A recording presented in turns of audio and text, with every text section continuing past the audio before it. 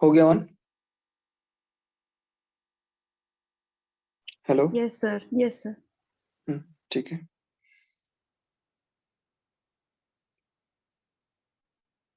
हम्म, शुरू करते हैं। ट्रांसक्रिप्शन ट्रांसक्रिप्शन क्या होता है आप लोग को पता ही है। कल मैं उसके बारे में बता चुका हूँ कुछ। देन अब प्रोसेस से शुरू करते हैं, पहले किस तरह से होता है, क्या होता है, एंड देन आगे बुक से हम लोग एक बार डिस्कस करते हैं। फर्स्ट ऑफ ऑल मैं एक बार और आप लोगों को ट्रांसक्रिप्शन यूनिट के बारे में बता देता हूँ कि ट्रांसक्रिप्शन यूनिट क्या होती है। ठीक है।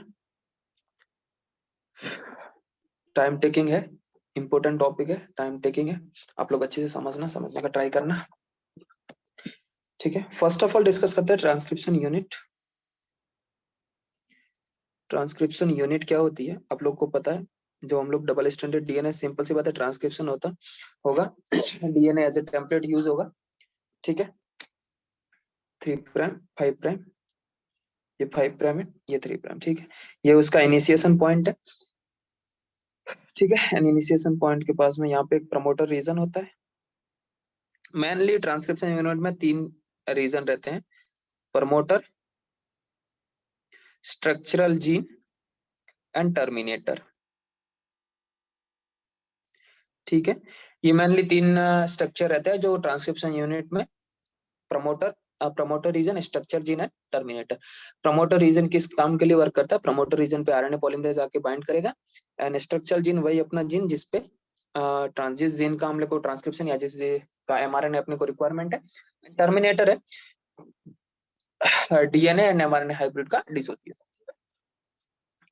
तो अब देखते हैं यहाँ से, ये अपना प्रमोटर रीजन हो गया, ये इनिशिएशन पॉइंट है, इनिशिएशन पॉइंट, ये अपना टर्मिनेटर, ये स्ट्रक्चरल जीन, टेम्पलेट स्टैंड, ये नॉन टेम्पलेट को सेंस स्टैंड भी बोलते हैं। ठीक है। ये कल मैं बता चुका हूँ, एक बार और डिस्कस करते हैं। ये कोडिंग स्टैंड हो गया। ठीक है। ये आरएनए के सिमिलर रहता है। ठीक है, सिमिलर ऑफ आरएनए। एंड ये जो टेम्पलेट स्टैंड है इसको एंटीसेंस स्टैंड भी बोलते हैं, एंटीसेंस। ठीक है, या फिर नॉन कोडिंग सीक्वेंस भी बोलते हैं, नॉन कोडिंग। इसी से आरएनए फॉर्म होता है। तो आरएनए किससे फॉर्म होगा? सिंपल सी बात है, टेम्पलेट स्टैंड से फॉर्म होगा। एंड दोस्तों इनिशिएशन पॉइंट है, इनिशिएशन पॉइंट के लेफ्ट साइड पे अपस्ट्रीम होता है जिसे हम लोग नेगेटिव से इंडिकेट करते हैं। ठीक है, जितना बेस पेयर आगे होगा उसे हम लोग नेगेटिव उस तरह से बेस पेयर इंडिकेट करेंगे। एंड राइट साइड पे डाउन स्ट्रीम होता है। ठीक है, ये आप लोगों को मैं बता चुका हूँ कल। अब आते हैं प्रोकैरियोट में इनिशिएशन। इनिशिएशन सिंपल सी बात है, जहाँ पे प्रमोटर रीजन होगा, प्रमोटर रीजन पे आके आरएनए पॉलीमरेज बाइंड करेगा। एंड प्रमोटर रीजन जो इनिशिएशन पॉइंट के 10 बेस पेयर ऑफ स्ट्रीम पे, सिंपल सी बात है, बात करें प्रोकैरियोट की तो प्रोकैरियोट में -10 बेस पेयर ऑफ 5 प्राइम। यानी सिंपल सी बात है, अप स्ट्रीम को इंडिकेट कर रहा है नेगेटिव पॉइंट, ये जो नेगेटिव साइन है ये अप स्ट्रीम को इंडिकेट कर रहा है। देन इस पे 6 बेस पेयर की एक स्पेसिफिक सीक्वेंस होती है जिसे हम लोग प्रिग्नो बॉक्स कहते हैं, प्रिग्नोज बॉक्स बोलते हैं। ठीक है, ये टी ए की सीक्वेंस रहती है। ठीक है, एंड यहाँ पे आरएनए पॉलीमरेज आके बाइंड करेगा। ठीक है, बात करें यूकैरियोट की तो यूकैरियोट में भी अपस्ट्रीम पे, यहाँ प्रोकैरियोट में एक -35 बेस पेयर पे भी एक सीक्वेंस प्रेजेंट रहती है। प्रोकैरियोट में 2 प्रमोटर सीक्वेंस प्रेजेंट रहती है। ठीक है, यूकैरियोट की बात करें तो यूकैरियोट में भी इनिशिएशन पॉइंट से -20 बेस पेयर ऑफ अपस्ट्रीम, जो -20 बेस पेयर पे अपस्ट्रीम की साइड पे -20 base pair of 5 prime end, simple सी बात है, ये उसको 5 प्राइम एंड से -20 बेस पेयर, यानी माइनस है तो अपस्ट्रीम, नेगेटिव साइन अपस्ट्रीम को इंडिकेट करेगा। ठीक है, उस पे 7 बेस पेयर की एक स्पेसिफिक साइट होती है जिसे हम लोग हिग्नोज बॉक्स बोलते हैं, होग्नोज बॉक्स बोलते हैं। ठीक है, जिसे टाटा बॉक्स भी बोलते हैं, टी टाटा बॉक्स रहता है। ठीक है, और भी मैंने कल आपको जीसी बॉक्स भी बताया था। ठीक, एक बार उसको भी देख लेंगे। तो ये ट्रांसक्रिप्शन यूनिट है, इसी से अपने को आगे ट्रांसक्रिप्शन प्रोसेस को इनिशिएट करना है। अब इसके मैकेनिज्म पे जाते हैं, किस तरह से मैकेनिज्म होता है, देन उसको आप लोग अच्छे से समझना। सबसे इंपॉर्टेंट वही प्रोसेस है आज का, आज की क्लास का। ठीक है,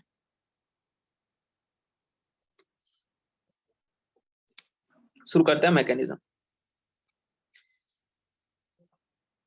मैकेनिज्म से शुरू करता है। मैकेनिज्म में मेनली 3 स्टेप रहता है। इनिशिएशन,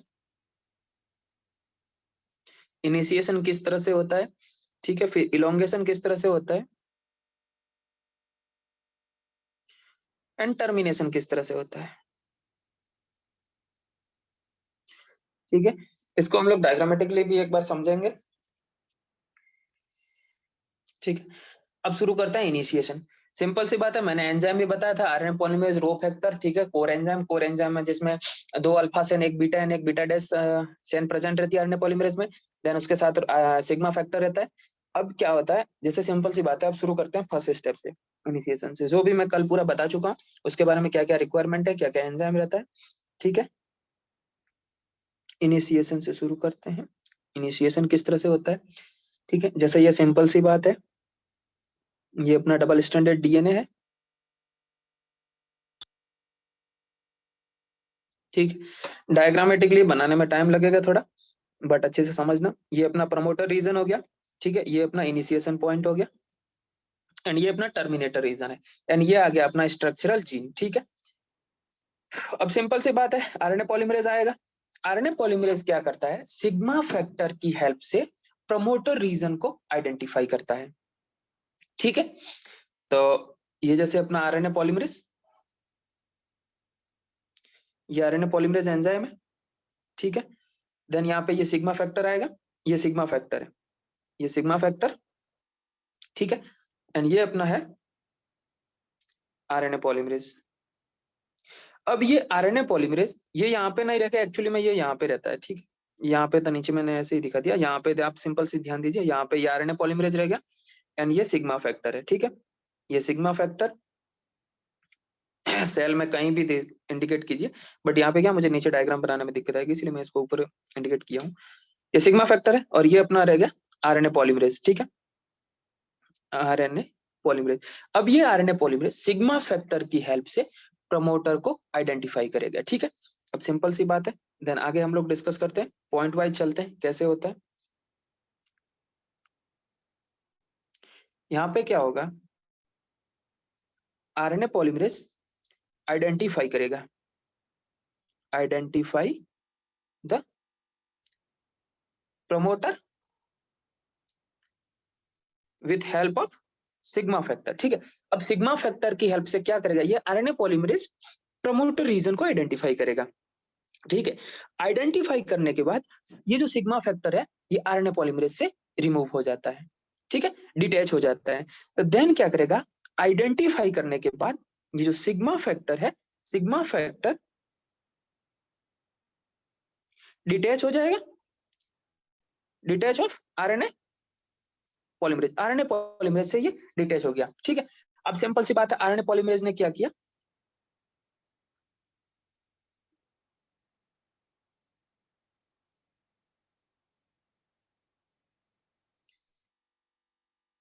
ये अपना प्रमोटर रीजन पे आरएनए पॉलीमरेज बाइंड करेगा, ये आरएनए पॉलीमरेज आके प्रमोटर रीजन पे बाइंड किया। ठीक है, प्रमोटर रीजन पे मूव करेगा, बाइंड करेगा। ठीक है, एंड ये अपना सिग्मा फैक्टर था जो डिसोसिएट हो गया पॉलीमरेज से। ठीक है, देन इसको बोलते हैं इनिशिएशन कॉम्प्लेक्स, जहां पे प्रमोटर रीजन पे सिग्मा फैक्टर आके ऐड हो जाएगा, उसे हम लोग बोलते हैं इनिशिएशन कॉम्प्लेक्स। ये अपना टर्मिनेटर रीजन है, एंड ये अपना स्ट्रक्चरल जीन है। ठीक है, ये अपना बन गया इनिशिएशन कॉम्प्लेक्स, इनिशिएशन कॉम्प्लेक्स। अब ये प्रमोटर रीजन से आरएनए पॉलीमरेज इनिशिएशन पॉइंट के तरह मूव करेगा। ठीक है, ये डीएनए स्ट्रैंड पे मूव करेगा एंड इनिशिएशन पॉइंट पे आएगा। अब सिंपल सी बात है, ये आरएनए पॉलीमरेज इस तरह से मूव करेगा एंड यहाँ पे इनिशिएशन पॉइंट पे आएगा। ठीक है, तो देन यहाँ पे क्या करेगा, RNA polymerase move on DNA strand, RNA polymerase move on DNA strand. ठीक है, and come to the initiation point, and come to the initiation point, ये इनिशिएशन पॉइंट पे आएगा। ठीक है, ये जो अपना स्ट्रक्चरल जीन, इनिशिएशन पॉइंट किसका, स्ट्रक्चरल जीन का, स्ट्रक्चरल जीन के इनिशिएशन पॉइंट पे आरएनए पॉलीमरेज, स्ट्रक्चरल जीन के इनिशिएशन पॉइंट पे आरएनए पॉलीमरेज आ जाएगा। ठीक है, एंड देन क्या करेगा, अनवाइंडिंग शुरू करेगा। मैंने आगे अनवाइंडिंग बताई थी आप लोग को, यहाँ पे आने के बाद अनवाइंडिंग शुरू करेगा। ठीक है, and start unwinding, and RNA polymerase unwinding start करेगा दोनों डीएनए के बोथ स्ट्रैंड की। ठीक है, आरएनए पॉलीमरेज अनवाइंडिंग करेगा डीएनए के बोथ स्ट्रैंड की। अब सिंपल सी बात है, ये प्रमोटर रीजन से स्लाइड करेगा, डीएनए स्ट्रैंड पे स्लाइड करेगा एंड इनिशिएशन पॉइंट पे ये आरएनए पॉलीमरेज आ जाएगा। ठीक है,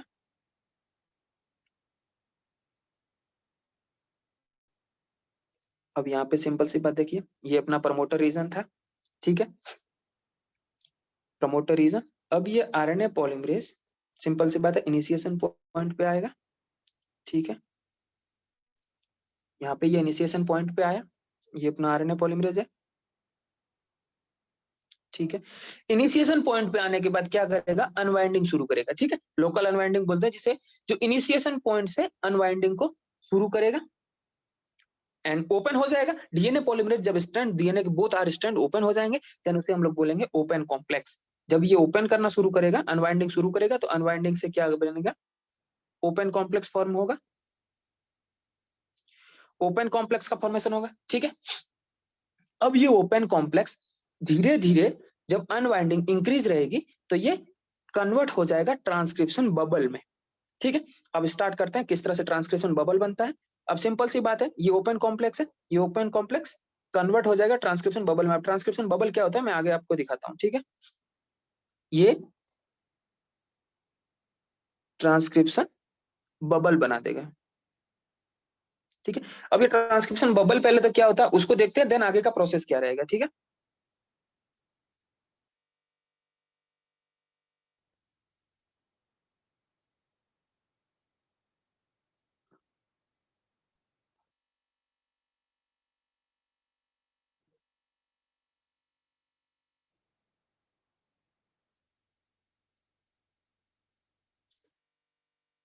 ये ट्रांसक्रिप्शन बबल में कन्वर्ट होगा। इसको एक बार रुकिए, एक स्टेप बाद दिखाते हैं आप लोग को। ठीक है, सिंपल सी बात है। देन अब ये क्या करेगा, आरएनए पॉलीमरेज यहाँ पे लोकल अनवाइंडिंग शुरू करेगा। ठीक है, अब सिंपल सी बात है, जब आरएनए पॉलीमरेज इनिशिएशन पॉइंट पे आएगा तो न्यूक्लियोटाइड का आइडेंटिफिकेशन करेगा टेम्पलेट स्टैंड के, जो टेम्पलेट स्टैंड का अपने को पॉलीमराइजेशन करना है। ठीक है, टेम्पलेट, ये सिंपल सी, इसमें कोई 5 प्राइम होगा, इसमें 3 प्राइम होगा। ठीक है, आप लोग आइडेंटिफाई कर लेना। अब यहाँ पे क्या होगा, सिंपल सी बात है, अब ये जो आरएनए पॉलीमरेज है न्यूक्लियोटाइड को आइडेंटिफाई करेगा एंड कॉम्प्लीमेंट्री बेस पेयरिंग करेगा। ठीक है, यहाँ पे सिंपल सी बात है, अब ये आरएनए पॉलीमरेज आइडेंटिफाई न्यूक्लियोटाइड को करेगा। ठीक है, न्यूक्लियोटाइड कौन सा, किस स्ट्रैंड का आइडेंटिफाई करेगा, टेम्पलेट स्ट्रैंड का। टेम्पलेट स्ट्रैंड के न्यूक्लियोटाइड को आइडेंटिफाई करेगा एंड कॉम्प्लीमेंट्री बेस पेयरिंग करेगा। कॉम्प्लीमेंट्री बेस पेयरिंग शुरू कर देगा। ठीक है, देन क्या करेगा, यहाँ पे जो सिंपल सी बात है, जो न्यूक्लियोटाइड मैंने कल आपको बताया था ट्राइफॉस्फेट की फॉर्म में आते हैं। ठीक है, कल कल की क्लास में मैंने बताया था कि जितना भी जो न्यूक्लियोटाइड है वो ट्राइफॉस्फेट की फॉर्म आते हैं।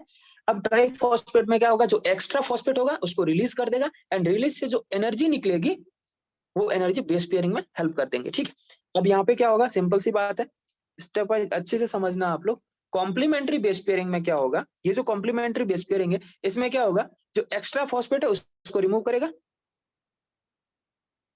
एक्स्ट्रा फॉस्फेट रिमूव हो जाएगा एंड इस रिमूव एक्स्ट्रा फॉस्फेट से जो एनर्जी निकलेगी वो एनर्जी बेस पेयरिंग में हेल्प होगी। कहां पे हेल्प होगी, बेस पेयरिंग में, और बेस पेयरिंग में हेल्प होगी। ठीक है,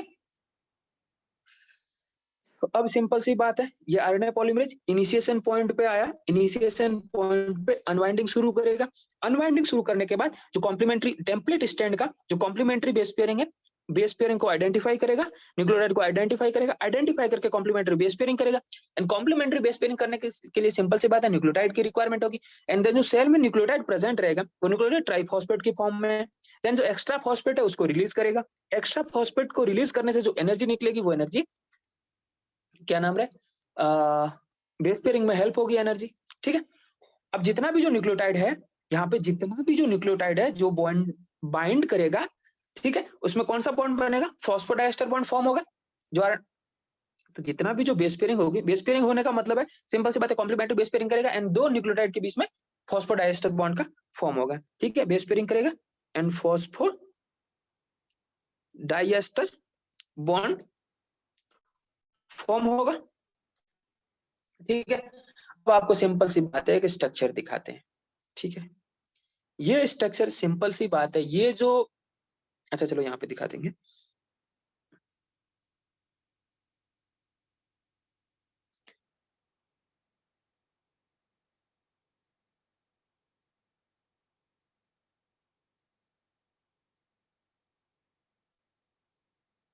ये अपना टर्मिनेटर रीजन हो गया, ठीक है। ये अपना प्रमोटर रीजन है, ये आरएनए पॉलीमरेज है, सिंपल सी बात है, स्ट्रक्चर देख लेंगे आप लोग। ये आरएनए पॉलीमरेज है जो रेड से इंडिकेट कर रहे हैं, ठीक है। ये पूरा आरएनए पॉलीमरेज है, ठीक है। अब ये क्या करेगा, सिंपल सी बात है, जो टेम्पलेट स्ट्रैंड है उसके डीएनए को आइडेंटिफाई करेगा, उसके सॉरी डीएनए को नहीं, डीएनए के जो टेम्पलेट स्ट्रैंड है उसके न्यूक्लियोटाइड को आइडेंटिफाई करेगा एंड इसके सिमिलरली बेस पेयरिंग करेगा, कॉम्प्लीमेंट्री बेस पेयरिंग शुरू कर देगा, ठीक है। अब क्या होता है, ये जो आरएनए पॉलीमरेज है, सिंपल सी बात है, मैंने यहाँ पे नहीं दिखाया, ये जो आरएनए पॉलीमरेज है इस प्रमोटर रीजन को लीव कर देगा ना। हेलो, आप लोग को आवाज आ रही है? Yes sir. समझ में भी आ रहा है? आवाज जी आ रही है कि समझ में भी आ रहा है? ठीक है। अब ये सिंपल सी बात है, यहाँ पे जो आरएनए पॉलीमरेज था, ये आरएनए पॉलीमरेज क्या किया, इस प्रमोटर रीजन को लीव कर दिया। अब प्रमोटर रीजन से जो इनिशिएशन पॉइंट पे आएगा ना, ठीक है, इसको हम लोग बोलते हैं प्रमोटर क्लियरेंस टाइम। जितने टाइम में ये आरएनए पॉलीमरेज प्रमोटर रीजन को छोड़ के इनिशिएशन पॉइंट पे आएगा, उसे बोलते हैं promoter clearance time. Promoter region को क्लियर कर दिया है, उससे आगे की ओर मूव कर गया है, ठीक है। अब ये जो प्रमोटर क्लियरेंस टाइम, सिंपल सी बात है, प्रमोटर क्लियरेंस टाइम क्या होता है, यहाँ पे जो ये आरएनए पॉलीमरेज है, यहीं पे लिख देते हैं, ये जो आरएनए पॉलीमरेज है ये लीव कर देगा प्रमोटर रीजन को, लीव किया प्रमोटर रीजन को, ठीक है। देन प्रमोटर रीजन को जितने टाइम में लीव किया उसे बोलते हैं promoter clearance time. Promoter clearance time कितना होता है, प्रमोटर क्लियरेंस टाइम किसी को पता है? हेलो, अप्रोक्सीमेटली ये 1 से 2 सेकंड के आसपास रहता है, 1 से 2 सेकंड ही रहेगा प्रोकैरियोट में, आई थिंक 2 सेकंड से कम ही रहता है, फास्ट पॉलीमराइजेशन होता है। 1 से 2 सेकंड के अप्रोक्सीमेट रहेगा क्लियरेंस टाइम, ये इतना आप लोग को नहीं पूछेगा कोई कितना होता है क्लियरेंस टाइम, ठीक है। अब ये जो न्यू आरएनए पॉलीमरेज सिंथेसिस हुआ है, सिंपल सी बात है, ये जो इनिशिएशन पॉइंट से जब ये आरएनए पॉलीमरेज सिंथेसिस शुरू होगा, ठीक है, देन ये लगभग 2 to 9 न्यूक्लियोटाइड के आसपास सिंथेटिक करेगा। यहाँ पे तो मैंने ज्यादा दिखा दिया, ये 2 से 9 न्यूक्लियोटाइड, 2 से 9 base pair RNA polymerase synthesis होगा, 2 से 9 बेस ये बेस पेयर आरएनए सिंथेसिस होगा, 2 से 9 बेस पेयर का ये जो आरएनए सिंथेसिस है, ये जो 2 से 9 बेस पेयर का जो आरएनए सिंथेसिस है, इसे हम लोग बोलते हैं एबॉर्टिव ट्रांसक्रिप्शन इनिशिएशन। ये जो इनिशिएशन शुरू हुआ है जो 2 से 9 बेस पेयर का है, इसे हम लोग बोलते हैं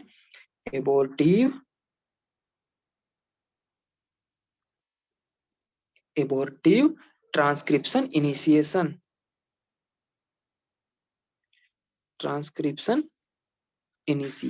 ठीक है। अब सिंपल सी बात है, आरएनए पॉलीमरेज इनिशिएशन पॉइंट पे आया एंड इनिशिएशन पॉइंट पे पॉलीन्यूक्लियोटाइड सीक्वेंस फॉर्म करना शुरू कर दिया आरएनए का, एंड 2 से 9 बेस पेयर का जो आरएनए सिंथेसिस होगा, इसे हम लोग बोलते हैं एबॉर्टिव ट्रांसक्रिप्शन इनिशिएशन, ठीक है।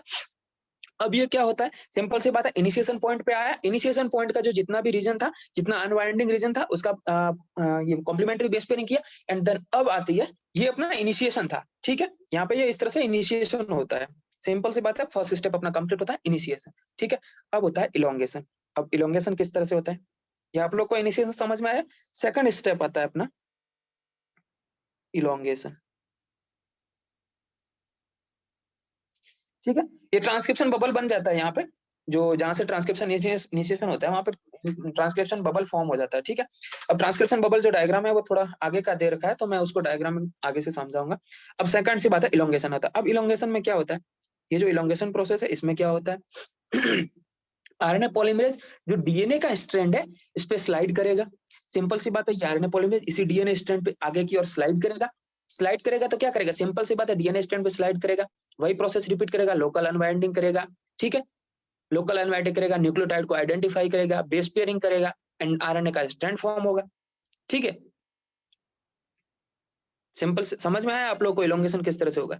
सिंपल सी बात है, अभी मैं डिस्कस करूंगा आगे, बट एक बार सिंपल सी बात है, होगा क्या इलोंगेशन में, क्या होगा? जैसे सिंपल सी बात है, इनिशिएशन पे आरएनए पॉलीमरेज आ गया, इनिशिएशन शुरू कर दिया, अब इनिशिएशन शुरू करेगा तो आगे की ओर स्लाइड होगा, तो ये आरएनए पॉलीमरेज है, डीएनए स्ट्रैंड पे आगे की ओर स्लाइड करेगा, जहां पे जाएगा आगे की ओर अनवाइंडिंग शुरू करेगा, अनवाइंडिंग शुरू करने के बाद वही प्रोसेस फिर से रिपीट करेगा।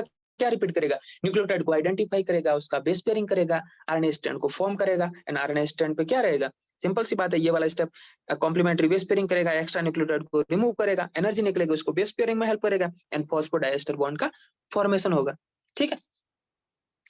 अब ये जो सिंपल सी बात है, इस इलोंगेशन में क्या होगा? RNA polymerase slide on DNA strand, RNA polymerase slide on DNA strand, ठीक है, एंड प्रोसेस रिपीट होगी, ठीक है, प्रोसेस रिपीट होगी। कौन सी प्रोसेस रिपीट होगी?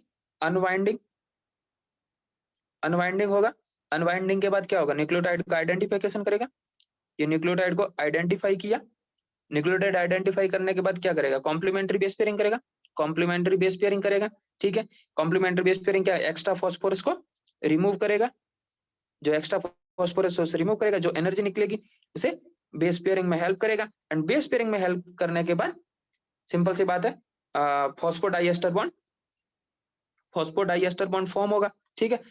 अब ये सिंपल सी बात है, अब जिस तरह से आगे मूव हो रहा है, ठीक है, आगे वाला जीव जब डीएनए आगे की ओर मूव हो जाएगा, तो देन जो पीछे वाला डीएनए है वो रिकॉइल हो जाएगा, अगेन कॉइल हो जाएगा, ठीक है। अब इसका स्ट्रक्चर मैं बना रहा हूं कि आगे की ओर DNA polymerase, RNA polymerase move कर रहा है, पीछे वाला डीएनए रिकॉइल हो रहा है, एंड आगे की ओर डीएनए किस तरह से मूव कर रहा है वो स्ट्रक्चर मैं बता रहा हूँ, ठीक है। देन आगे यहाँ पे एक और होगा, जो आरएनए मूव आगे की ओर मूव करेगा, यानी RNA polymerase move away, and then जो डीएनए है वो रिकॉइल हो जाएगा, ठीक है। अब ये किस तरह से होगा?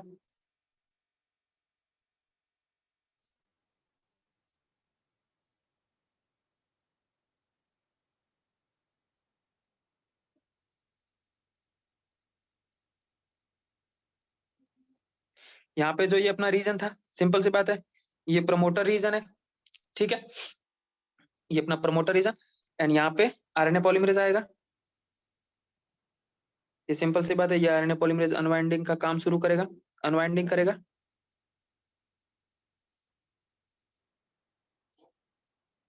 ये आरएनए पॉलीमरेज सिंपल सी बात है आगे की ओर मूव करेगा, एंड देन न्यू जो डीएनए स्ट्रैंड है वो फॉर्म हो रहा है यहाँ पे, सॉरी, न्यू आरएनए स्ट्रैंड, कुछ भी बोल रहे हैं हम, ठीक है, आप लोग कोई रिप्लाई भी नहीं कर, हम देख रहे हैं सो रहे हैं कि नहीं जाग रहे हैं आप लोग, सब सो रहा है, ठीक है।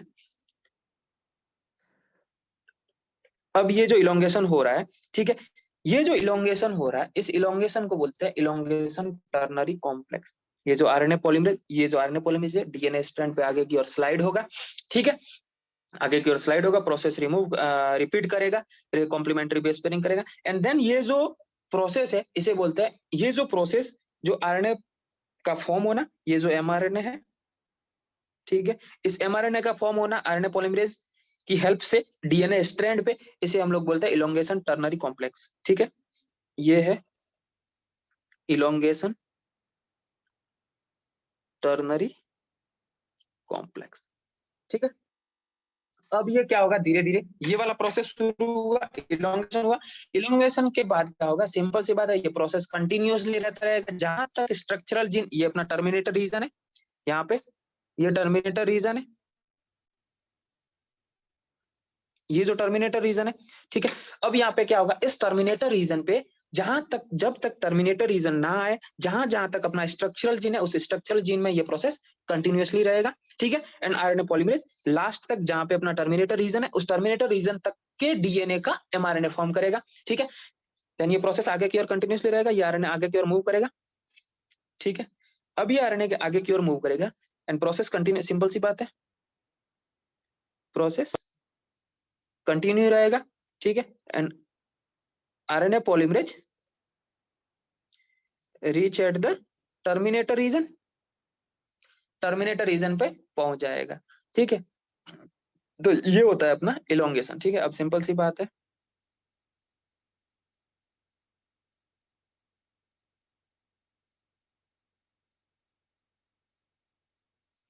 ये अपना प्रमोटर रीजन हो गया यहाँ पे, ये अपना यहाँ पे मान लेते हैं ये टर्मिनेटर रीजन है, ठीक है। अब ये आरएनए पॉलीमरेज टर्मिनेटर रीजन पे पहुंच गया, ये आरएनए पॉलीमरेज है,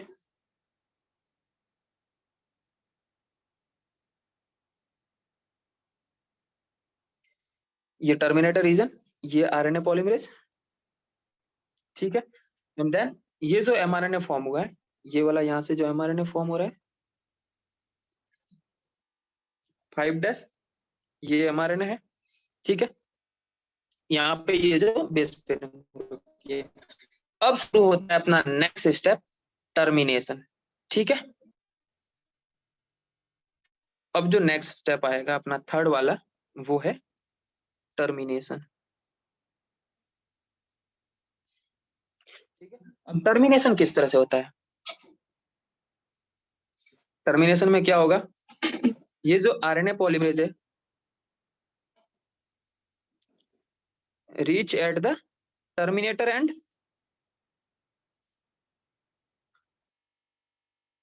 टर्मिनेटर एंड, ठीक है। अब यहाँ पे होगा टर्मिनेशन, टर्मिनेशन कितना तरह का होता है, 2 टाइप का रहेगा टर्मिनेशन। एक तो rho dependent, help of rho factor,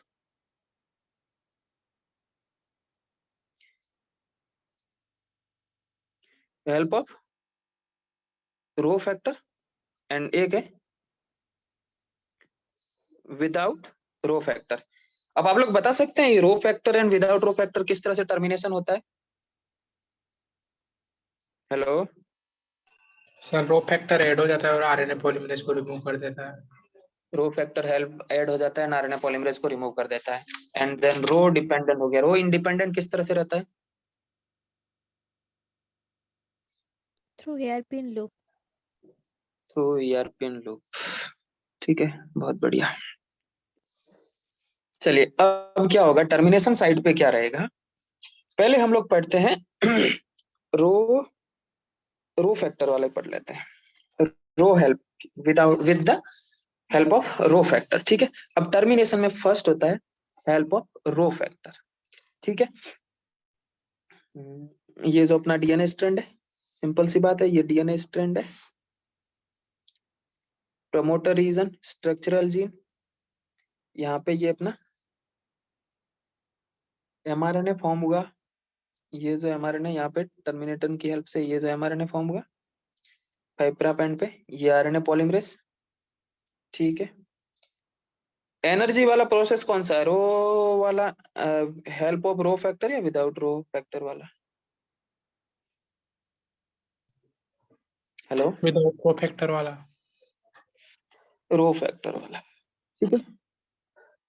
अब इसमें क्या होता है, ये जो रो फैक्टर है आरएनए पॉलीमरेज, ये जो अपना आरएनए, सिंपल सी बात है, ये रेड वाला आरएनए पॉलीमरेज है एंड ये एमआरएनए। अब ये क्या करता है, रो फैक्टर क्या करता है, इस टर्मिनेटर रीजन को आइडेंटिफाई करेगा, ये जो रो फैक्टर है ये टर्मिनेटर रीजन को आइडेंटिफाई करेगा, एंड जब टर्मिनेटर रीजन को आइडेंटिफाई करेगा तो ये रो फैक्टर आरएनए पे आके अटैच हो जाता है, ठीक है। ये रो फैक्टर आरएनए पे आके अटैच हो जाता है, ठीक है। एंड एटीपी का यूज करके इस आरएनए को, ये जो डीएनए आरएनए हाइब्रिड है, जो आरएनए पॉलीमरेज है, इस डीएनए ये वाला यहाँ से रीजन से इस आरएनए को, सिंपल सी बात है, खींच लेता है या रिमूव कर लेता है। तो रो फैक्टर क्या करेगा, रो फैक्टर आके आरएनए जो न्यूली सिंथेसाइज आरएनए है उस आरएनए पे आके अटैच होगा, ठीक है। तो रो की हेल्प से क्या होगा, सिंपल सी बात है, रो की हेल्प से क्या होगा, रो फैक्टर आइडेंटिफाई करेगा टर्मिनेटर एंड को, ठीक है। आइडेंटिफाई किया टर्मिनेटर रीजन को, एंड टर्मिनेटर रीजन को आइडेंटिफाई करके ये रो फैक्टर एमआरएनए जो न्यूली सिंथेसाइज एमआरएनए है, ये जो एमआरएनए है, एमआरएनए पे आके अटैच होगा। अटैच होने के बाद क्या करेगा, एनर्जी का यूज करेगा, और एनर्जी सबको पता है यूकैरियोट में एटीपी के फॉर्म में ही होती है, तो एनर्जी का यूज करेगा एंड आरएनए को डीएनए एंड आरएनए पॉलीमरेज जो एंजाइम है उससे डिटैच कर देगा, इस आरएनए को डिटैच कर देगा, सिंपल सी बात है, खींच लेगा। ठीक है, ये आरएनए, ये वाला आरएनए, इस आरएनए को ये रो फैक्टर क्या करेगा, एनर्जी की हेल्प से इस आरएनए को, पूरे आरएनए को आरएनए पॉलीमरेज एंड जो डीएनए स्ट्रैंड है वहां से इसको रिमूव कर देगा।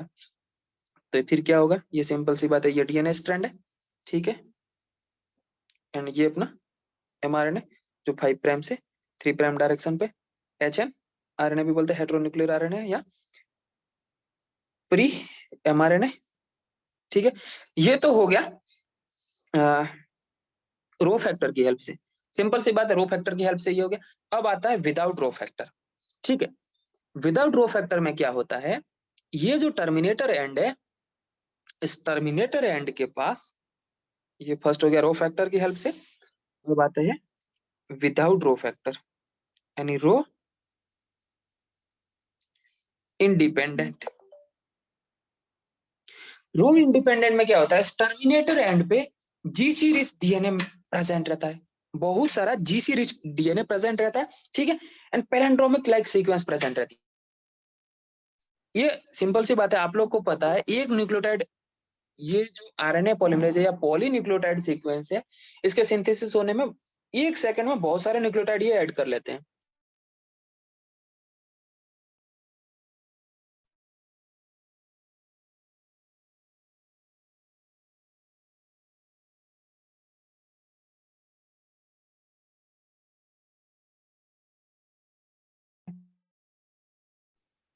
हेलो।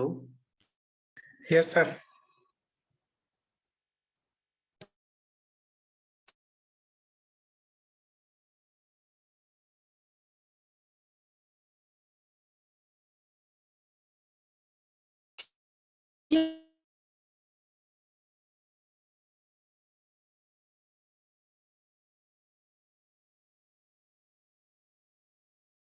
सर आपका वॉइस नहीं आ रहा है।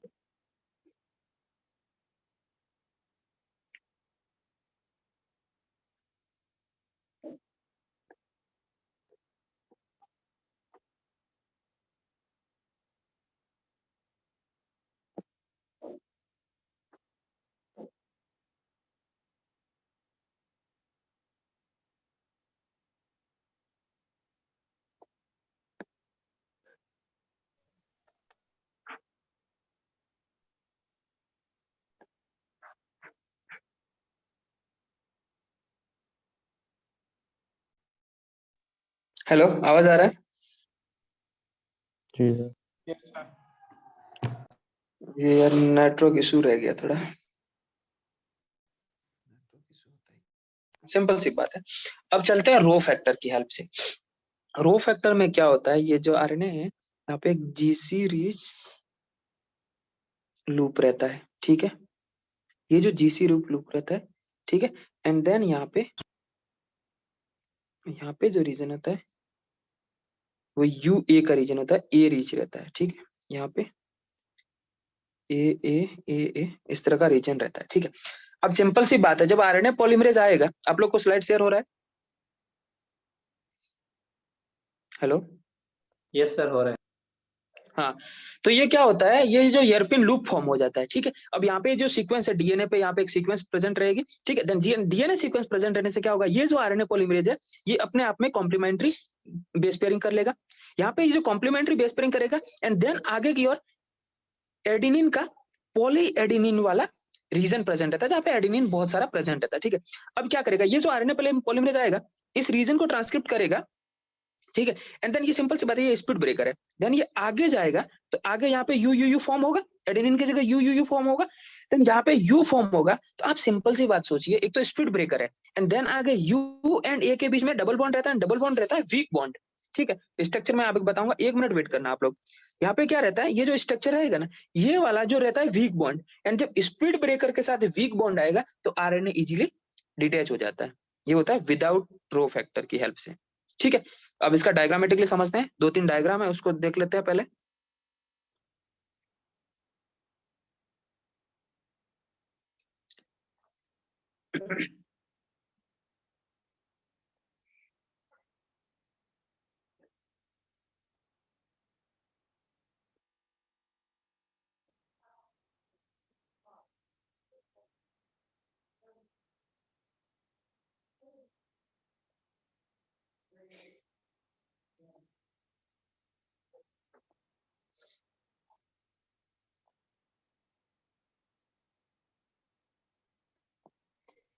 एक मिनट, हाँ टाइम ज्यादा जा रहा है।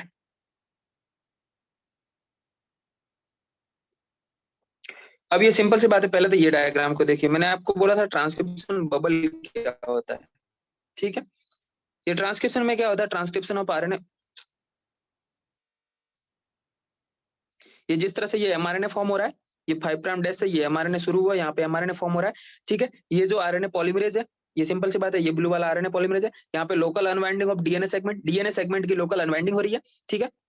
ये वाला जो स्ट्रैंड है ब्लू स्ट्रैंड, ये कहीं ना कहीं ये 3 प्राइम वाला स्ट्रैंड है, देखिए ये 3 प्राइम वाला स्ट्रैंड से ही आरएनए पॉलीमरेज फॉर्म हो रहा है, ठीक है।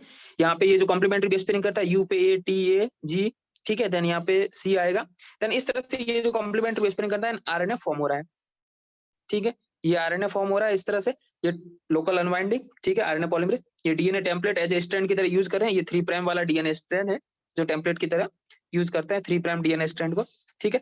देन इसी को बोलते हैं ट्रांसक्रिप्शन बबल, ये जो पूरा कॉम्प्लेक्स है इसको ट्रांसक्रिप्शन बबल बोलते हैं हम लोग, ठीक है। देन आगे की और एक सिंपल स्टेप है,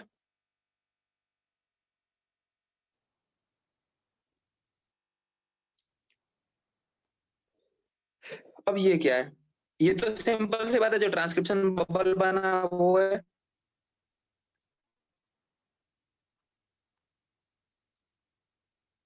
अब यहाँ पे देखिए ग्रोइंग चेन ऑफ आरएनए, इसी आरएनए चेन का फॉर्म हो रहा है 5 प्राइम टू 3 प्राइम डायरेक्शन में। ये वही स्पीड है, जो वही स्टेप है जो बार बार दिखा रहा हूँ, ये आरएनए पॉलीमरेज एंजाइम हो गया, ये डीएनए डबल हेलिक्स हो गया, यहाँ पे अनवाइंडिंग साइट हो रही है, यहाँ पे अनवाइंडिंग होगी, यहाँ पे रिवाइंडिंग होगी, ठीक है। जो आगे वाला डीएनए जहाँ पे स्ट्रैंड फॉर्म नहीं हुआ है उसका अनवाइंडिंग करेगा आरएनए पॉलीमरेज, एंड जो पीछे वाला स्ट्रैंड है उसको रिवाइंड कर देगा, ठीक है। ये रिवाइंडिंग साइट है, यहाँ पे short region of DNA RNA helix, यानी डीएनए आरएनए हेलिक्स, यहाँ पे जो डीएनए स्ट्रैंड पे आरएनए का कॉम्प्लीमेंट्री बेस पेयरिंग है, ये शॉर्ट स्ट्रैंड रहता है, ये लगभग 8 15 या 16 बेस पेयर के आसपास का इतना स्ट्रैंड रहता है, एग्जैक्टली मुझे कंफर्म याद नहीं है, यहाँ पे आई थिंक 15 के आसपास ही रहेगा, 8 to 15 या 10 to 15 के आसपास रहेगा, इतना ही बेस पेयरिंग रहता है जो यहाँ पे इस रीजन पे आरएनए जो आरएनए डीएनए हेलिक्स फॉर्म कर रहा है, ठीक है। यहाँ पे ये जो आरएनए डीएनए हेलिक्स है, ये जो फॉर्म कर रहा है RNA DNA helix, and then ये पे ट्रांसक्रिप्शन हो रहा है, ठीक है। ये आगे की ओर मूव करेगा, जैसे सिंपल सी बात है, ये जब स्ट्रैंड ये आगे की ओर मूव करेगी तो आगे के मूव में ये ग्रोइंग सेन एमआरएनए थोड़ा लंबा बना है, ठीक है। ये आरएनए पॉलीमरेज हो गया, ये हेलिक्स हो गया, यहाँ पे अनवाइंडिंग हो रही है, देन यहाँ पे रिवाइंडिंग होगी, ठीक है, इस तरह का स्ट्रक्चर फॉर्म होता है ट्रांसक्रिप्शन में। ये डायग्राम पता चला आपको, समझ में आया? हेलो। Yes sir. अब ये सिंपल सी बात है, एक और स्टेप था इलोंगेशन, इनिशिएशन, इलोंगेशन है टर्मिनेशन। ठीक है, ये किस तरह से होता है? ये देखिए आरएनए चैन का इनिशिएशन हो रहा है, जहां से सिंपल सी बात है, ये जहाँ पे कहीं ना कहीं इनिशिएशन पॉइंट होगा, इस जगह पे इनिशिएशन पॉइंट होगा, इनिशिएशन पॉइंट प्रमोटर रीजन होगा, प्रमोटर रीजन को आरएनए पॉलीमरेज ने आइडेंटिफाई किया होगा, आइडेंटिफाई करके आगे की ओर स्लाइड में मूव करेगा। ठीक है, देन ये 5 प्राइम एंड है, 5 प्राइम एंड पे आरएनए स्ट्रैंड फॉर्म होगा, ये इनिशिएशन कॉम्प्लेक्स। देन आगे की ओर इलोंगेशन होगा, इलोंगेशन में क्या 5 प्राइम की ग्रोविंग चेन फॉर्म हो रही है, एंड 3 प्राइम वाले स्ट्रैंड पे ये जो आरएनए पॉलीमरेज आगे की ओर मूव कर रहा है, देन यहाँ पे होता है टर्मिनेशन। ठीक है, नेसेंट आरएनए मॉलिक्यूल फॉर्म हो रहा है, जो coding and non coding sequence both sequence में प्रेजेंट है। अब यहाँ पे देखते हैं, जो मैंने बताया था रो डिपेंडेंट, रो इंडिपेंडेंट किस तरह से फॉर्म होता है, एंड ये वाला पूरा स्ट्रक्चर देखते हैं। यहाँ पे ये यूकैरियोट का ट्रांसक्रिप्शन है, मैं फैक्टर कल बताऊंगा आप लोग को, आज प्रोकैरियोट का कंप्लीट करते हैं। ठीक है, एंड कुछ स्टेप इस आरएनए के फॉर्म होने के बाद जो स्टेप है उसको भी देखते हैं। ठीक है, ये तो बैक्टीरिया का, ये जो टाटा बॉक्स, जैसे सिंपल सी बात है, यहाँ पे देखिए ये जो माइनस स्टैंड शो हो रहा है, ये वाला स्लाइड आपको शेयर हो रहा है? Hello yes sir. हेलो, हाँ देखिए ये जो स्टैंड है इनिशिएशन पॉइंट, इस इनिशिएशन पॉइंट के इधर ये आपको लिखे हुए दिख रहे हैं, -50, -30, -10 शो हो रहा है इजीली, यस ये सर। ब्लर दिख रहा है। हाँ ठीक है, तो ये जो इनिशिएशन पॉइंट है, सिंपल सी बात है, यहाँ कहीं ना कहीं यहाँ पे इनिशिएशन पॉइंट है, ये जो एरो है ये इनिशिएशन पॉइंट को इंडिकेट कर रहा है। ये जो इनिशिएशन पॉइंट है ये डीएनए टेम्पलेट है। ठीक है, यहाँ पे ये जो बॉक्स है टाटा बॉक्स, जो प्रमोटर रीजन पे प्रेजेंट रहेगी। ठीक है, ये जो -30 यानी यहाँ पे -30, -50 ये रैंडमली शो किया गया, यहाँ पे भी प्रोकैरियोट में यहाँ पे भी एक स्ट्रैंड प्रेजेंट रहती है, -30 पे, -35 पे भी प्रेजेंट रहती है। ठीक है, ये इनिशिएशन पॉइंट है। यहाँ पे ये जो फैक्टर है, ठीक है, ये जो यूकैरियोट के फैक्टर है, यहाँ पे ये वाले इनिशिएशन फैक्टर DABF, इसको मैं आगे डिस्कस करूंगा, बट एक बार ऐसे समझते हैं कि होता क्या, किस तरह से प्रोसेस होता है। ठीक है, ये फैक्टर है यहाँ पे इनिशिएशन पॉइंट पे ये क्या नाम है, पीला वाला जितना भी है, येलो वाला, ये जो आरएनए पॉलीमरेज है, इन आरएनए पॉलीमरेज आगे की ओर स्लाइड करेगा। ठीक है, अब ये होता है ट्रांसक्रिप्शन बबल। क्या होता है ये जो मैंने दिखाया था ट्रांसक्रिप्शन बबल, ये ट्रांसक्रिप्शन बबल क्या है? ये जो 3 प्राइम वाली स्ट्रैंड है, यही अपना टेम्पलेट स्ट्रैंड है, इस 3 प्राइम वाली स्ट्रैंड को टेम्पलेट स्ट्रैंड की फॉर्म में यूज कर रहे हैं। यहीं पे आरएनए, ये देखिए आरएनए डीएनए हेलिक्स फॉर्म हुआ है। ठीक है, ये नेसेंट आरएनए है, यहाँ पे ये इलोंगेशन साइट है, यहाँ के और न्यू न्यूक्लियोटाइड आके 3 प्राइम पे ऐड होता जाएगा। ठीक है, कॉम्प्लीमेंट्री बेस पेयरिंग होगी न्यू न्यूक्लियोटाइड, ये इधर वाला जहाँ जो ये ब्लू वाला डीएनए स्ट्रैंड है, इस पे जितना भी जो बेस पेयरिंग होगा, उसके अपोजिट जो कॉम्प्लीमेंट्री बेस पेयरिंग होगी वही आके ऐड होगी यहाँ पे। ठीक है, ये कोडिंग स्ट्रैंड हो गया। टेम्पलेट स्ट्रैंड जो ये अपना 3 प्राइम वाला टेम्पलेट स्ट्रैंड है, उसी को यूज कर रहे हैं, 3 प्राइम को एज ए टेम्पलेट स्ट्रैंड की फॉर्म में 3 प्राइम यूज हो रहा है। ठीक है, एंड देन यहाँ पे क्या होगा, ये अनवाइंडिंग प्रोसेस हो रही है एंड ये रिवाइंडिंग हो रही है। जिस डीएनए स्ट्रैंड का ट्रांसक्रिप्शन हो जाता है, जिस डीएनए स्ट्रैंड पे ये जो ट्रांसक्रिप्शन हो जाता है उसका रिवाइंडिंग होती है, जिसका नहीं होता है वो आगे क्या अनवाइंडिंग होता है। ठीक है, अब टर्मिनेशन में क्या होता है, सिंपल सी बात है, पहले तो रो इंडिपेंडेंट रहता है। रो इंडिपेंडेंट में क्या रहता है, GC rich hairpin loop form होती है। ठीक है, एंड हेयरपिन लूप होने के बाद मैकेनिकल स्ट्रेच एंड ब्रेकिंग आती है। सिंपल सी बात है, जब आरएनए पॉलीमरेज आगे की ओर मूव करेगा, यहाँ पे मैं ये दिखा रहा हूँ, ये इस तरह से। ठीक है, यहाँ पे ये 5 प्राइम है, ये 3 प्राइम है। जब डीएनए पे ए की फॉर्म होगी, तो जब डीएनए ए फॉर्म करेगा, तो आरएनए पे कौन सा आएगा, यू फॉर्म रहेगा। ठीक है, अब यहाँ पे क्या होता है, ये जो कॉम्प्लीमेंट्री बेस पेयरिंग रहेगी, यहाँ पे ये सीक्वेंस रहेगी, इसका कॉम्प्लीमेंट्री बेस पेयरिंग हो जाएगा, तो ये एक इस तरह का ब्रेकेज या फिर यूनियन खड़ा कर देता है। ठीक है, कॉम्प्लीमेंट्री बेस पेयरिंग करके हेयरपिन लूप बना देता है, ये हेयरपिन लूप फॉर्म हो जाएगी।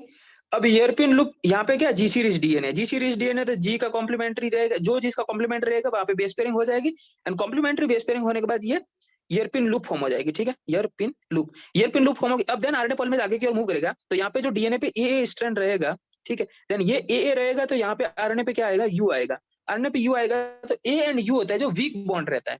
ठीक है, ए एंड यू है जो वीक बॉन्ड रहता है, एंड वीक बॉन्ड होने की वजह से ये आरएनए इजीली यहाँ पे ब्रेकेज हो जाएगा। सिंपल सी बात है, गाड़ी जब ज्यादा स्पीड में जाएगी, आगे स्पीड ब्रेकर रहेगा, तो एक्सीडेंट होने के चांसेस ज्यादा रहेंगे, आदमी को बाहर फेंकने के चांसेस ज्यादा रहेगा। अब सिंपल सी बात है, आप जल्दी जल्दी भागे, एकदम ब्रेक लगाइए, कहीं ना कहीं गिर जाएंगे आप लोग। तो वही वाली बात है, जब गाड़ी स्पीड से जा रही है, ऋषभ पंत की तरफ बाहर आ जाइएगा, आप स्पीड में जाइएगा तो उसी तरह से आरएनए है जो आरएनए पॉलीमरेज पे बैठा है एंड बाहर आ गया, इस तरह से मूव होकर बाहर आ जाएगा। ठीक है, रो डिपेंडेंट में क्या रहता है, रो फैक्टर आता है, प्रमोटर रो फैक्टर आता है, आइडेंटिफाई करेगा एंड जो टेम्पलेट स्टैंड है उस एमआरएनए को वहां से रिलीज कर देगा हेल्प ऑफ एनर्जी की सहायता से। ठीक है, अब ये इस तरह से ये रो फैक्टर आएगा, ये रो फैक्टर आएगा, आरएनए पॉलीमरेज पे आके ऐड होगा एंड एटीपी का यूज करेगा, एटीपी से एडीपी एनर्जी रिलीज होगी एंड एनर्जी रिलीज करके यहाँ वाले आरएनए पॉलीमरेज से इस एमआरएनए को रिलीज कर देगा। ठीक है, ये इस तरह से प्रोसेस है। ये इनिशिएशन किस तरह से होता है, फिर ये इलोंगेशन किस तरह से होता है, ये आप देख रहे हैं। ये जो ब्लैक वाला स्टैंड है ये लोकल अनवाइंडिंग हो रखी है एंड ये आरएनए पॉलीमरेज है, ये एमआरएनए को फॉर्म कर रहा है, फिर ये टर्मिनेशन में एमआरएनए अलग हो जाता है, आरएनए पॉलीमरेज अलग हो जाता है। ठीक है, ये प्रोसेस आपको समझ में आया? Yes sir. अब जो यूकैरियोटिक फैक्टर है उसको मैं नेक्स्ट में डिस्कस करूंगा, पहले इसी के हाथ में स्प्लाइसिंग डिस्कस कर लेता हूँ। ठीक है, ये जो आरएनए की स्प्लाइसिंग है प्रोकैरियोट में होती नहीं है, यूकैरियोट में जो स्प्लाइसिंग होती है। अब मुझे कुछ फैक्टर बताना रहे, पहले मैं वही पोर्शन डिस्कस कर रहा हूँ जो इंपॉर्टेंट है। अब मैं इसके बाद ट्रांसलेशन शुरू करूंगा, जेनेटिक कोड शुरू करूंगा, जेनेटिक कोड के बाद ट्रांसलेशन एंड जीन रेगुलेशन। उसके बाद जो बुक में बचा कुछ चैप्टर रहेगा कि हाँ ये मुझे डिस्कस करना चाहिए, उसको मैं डिस्कस करूंगा। मैं हाइब्रिडाइजेशन वगैरह छोड़ के आया हूँ, उसको मैं बाद में डिस्कस करूंगा। ठीक है, तो इसको पहले तो आप लोग यहाँ पे बुक्स के हिसाब से देख लीजिए। बुक में हम लोगों ने ये जितना भी स्ट्रक्चर था उसको पढ़ा है। ठीक है, एक बार बता देते हैं। इंट्रोडक्शन में आप लोग पढ़िएगा, समझ में आ जाएगा आपको। एमआरएनए फॉर्म होता है मैसेंजर आरएनए, सेंट्रल डॉगमा पहले ही मैं डिस्कस कर चुका हूँ, क्रिक ने दिया था। ठीक है, क्या होता है, डीएनए से डीएनए का फॉर्म डीएनए रेप्लिकेशन, डीएनए से आरएनए का फॉर्म ट्रांसक्रिप्शन, आरएनए से प्रोटीन के फॉर्मेशन को ट्रांसलेशन बोलते हैं। ठीक है, देन यहाँ पे क्या रहता है, ये जो आरएनए का फॉर्म आरएनए रेप्लिकेशन होगा। ठीक है, एंड ये ट्रांसक्रिप्शन यूनिट में डिस्कस कर चुका हूँ। अप स्ट्रीम क्या होता है, डाउन स्ट्रीम क्या होता है। यहाँ पे ये प्रमोटर रीजन है, यहाँ पे ये स्टार्टिंग पॉइंट प्रमोटर रीजन। ठीक है, प्रमोटर रीजन पे ये अप स्ट्रीम हो गया, ये डाउन स्ट्रीम हो गया। प्रमोटर स्टार्टिंग पॉइंट क्या रहता है, टर्मिनेटर सीक्वेंस क्या रहती है, ट्रांसक्रिप्शन यूनिट डिस्कस की है। ठीक है, ये प्रमोटर रीजन पे सीक्वेंस जितना भी दिखाया था वो है। ठीक है, इसको ये आप लोग के लिए इतना है ना, खास नहीं। इसमें दो चार जितना भी पॉइंट बताया ना उसको याद रखना ला, बाकी रहने देना आप लोग। ये जो आरएनए पॉलीमरेज जितना भी जो यूनिट था, ठीक है, alpha beta dash sigma factor. ठीक है, जो काम कोर एंजाइम में क्या होता है, अल्फा यूनिट क्या होती है, बीटा बीटा डैश की यूनिट क्या रहती है। ठीक है, अब ट्रांसलेशन में ये जो सिग्मा फैक्टर है आइडेंटिफाई करता है, बाइंडिंग करेगा प्रमोटर रीजन पे। ठीक है,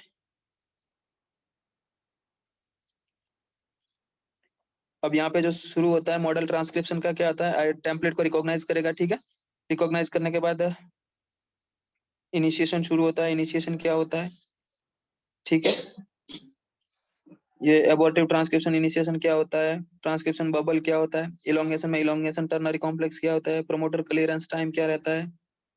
ठीक है, टर्मिनेटर में ये जो रीजन अभी मैं डिस्कस किया था, यू वाला रीजन, रो डिपेंडेंट क्या रहता है, जिसमें रन ऑफ 7U की ये रेसिड्यू सीक्वेंस प्रेजेंट रहती है। जी सीरीज डीएनए प्रेजेंट रहता है, जी सीरीज से टिपिकली ईयरपिन लूप फॉर्म हो जाता है।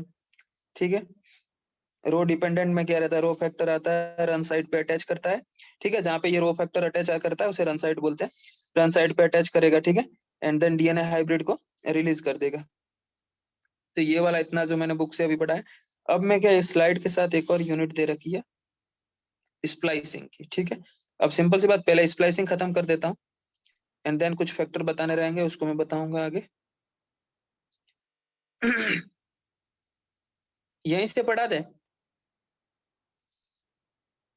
हेलो, चलो इसको बाद में पढ़ाएंगे, पहले अच्छे से डायग्रामेटिकली समझते हैं, स्प्लाइसिंग को देखते हैं अच्छे से एंड देन इसमें से मैं पीपीटी के हिसाब से बता दूंगा आप लोग को। ठीक है,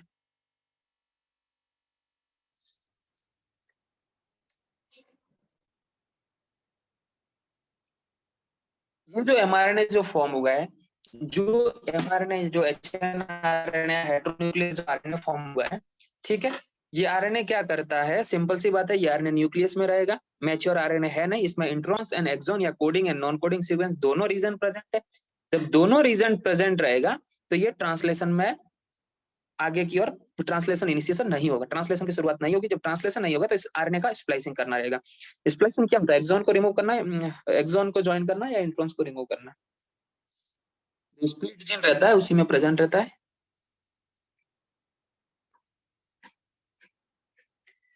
हेलो, यस सर। स्प्लाइसिंग क्या होती है? एक्सॉन को ज्वाइन या इंट्रॉन्स को रिमूव? इंट्रॉन्स को रिमूव इंट्रॉन्स करना। को रिमूव करना। हाँ, स्प्लाइसिंग होती है एक्सॉन को ज्वाइन करना, ठीक है। एक्सॉन के ज्वाइन करने को प्रोसेस को स्प्लाइसिंग। तो फर्स्ट स्प्लिट जीन कौन से किसमें डिस्कवर किया था? ओवा एल्बुमिन, जो चिकन का ओवा एल्बुमिन जीन था उसमें फर्स्ट स्प्लिट जीन डिस्कवर किया था, ठीक है।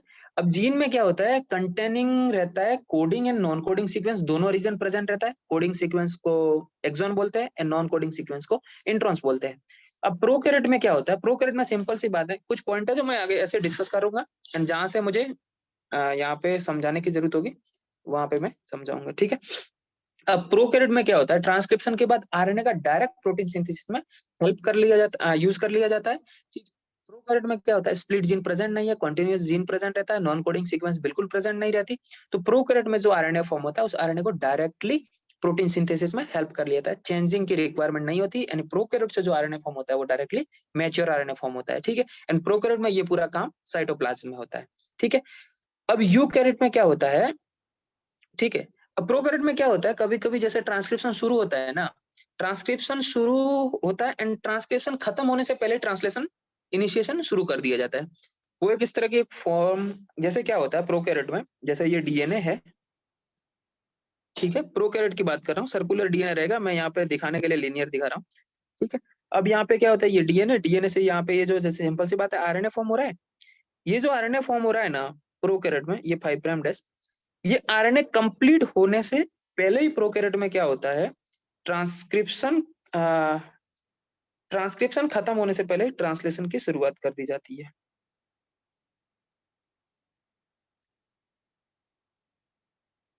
ये जो ट्रांसक्रिप्शन, ये प्रोटीन फॉर्म हो रहे हैं नए, ठीक है।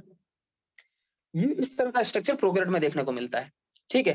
कपल रहता है, ट्रांसक्रिप्शन एंड ट्रांसलेशन दोनों प्रोसेस कपल्ड फॉर्म में हो जाते हैं, ठीक है। तो ये प्रोसेस प्रोकैरियोट में हो सकता है क्योंकि प्रोकैरियोट में सब काम साइटोप्लाज्म में होता है, न्यूक्लियस रहता नहीं है। ट्रांसक्रिप्शन भी साइटोप्लाज्म में होता है, ट्रांसलेशन भी प्रोकैरियोट में साइटोप्लाज्म में होता है। जब साइटोप्लाज्म में आरएनए फॉर्म होता है तो क्या होता है? जो प्रोटीन रिक्वायरमेंट के टाइम ट्रांसक्रिप्शन खत्म होने से पहले ट्रांसलेशन शुरू हो जाता है, ठीक है। राइबोसोम आके ऐड कर लेंगे and translation and protein formation शुरू हो जाएगा। ये काम होता है प्रोकैरियोट में, ठीक है। बट यूकैरियोट में क्या होता है? यूकैरियोट में जीन है वो स्प्लिट फॉर्म में प्रेजेंट रहता है, ठीक है। कंटीन्यूअस जीन प्रेजेंट नहीं था, बीच बीच में नॉन कोडिंग सीक्वेंस प्रेजेंट रहती है। अब नॉन कोडिंग सीक्वेंस प्रेजेंट रही और यूकैरियोट में दोनों साइड डिफरेंस है। ट्रांसक्रिप्शन की साइड है न्यूक्लियस एंड ट्रांसलेशन की साइड है साइटोप्लाज्म। ट्रांसलेशन साइटोप्लाज्म में होता है एंड ट्रांसक्रिप्शन न्यूक्लियस में होता है। साइड भी डिफरेंस है। प्रोकैरियोट में क्या साइड भी सेम है। अब यूकैरियोट में क्या होता है? जो आरएनए है वो डायरेक्टली ट्रांसलेशन में यूज नहीं करते हैं। इस आरएनए को रिक्वायरमेंट होती है प्रोसेसिंग की, ठीक है। इसे हम लोग पोस्ट ट्रांसक्रिप्शन प्रोसेस भी बोलते हैं। अब पोस्ट ट्रांसक्रिप्शन प्रोसेस क्या होता है अब देखते हैं हम लोग। यहाँ से अच्छे से समझना आप लोग पोस्ट ट्रांसक्रिप्शन प्रोसेस क्या होता है।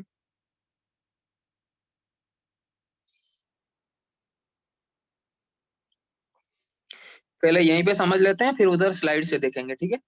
पोस्ट ट्रांसक्रिप्शन प्रोसेस क्या रहेगा? ये ओनली एंड ओनली यूकैरियोट में प्रेजेंट रहेगा, ओनली यूकैरियोट में प्रेजेंट रहता है।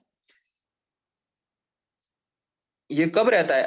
ट्रांसक्रिप्शन से after transcription and before translation, ठीक है।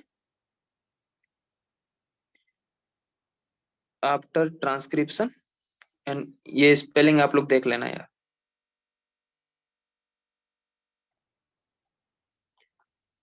ट्रांसक्रिप्शन एंड बिफोर ट्रांसलेशन, ठीक है। अब यहाँ पे क्या होता है? जो स्प्लिट जीन है उसका जब ट्रांसक्रिप्शन होगा, जो स्प्लिट जीन है, स्प्लिट जीन आप लोग समझते हैं?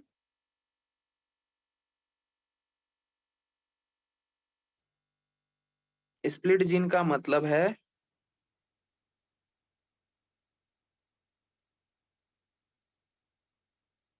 एक्सोनिक एंड इंट्रोनिक रीजन,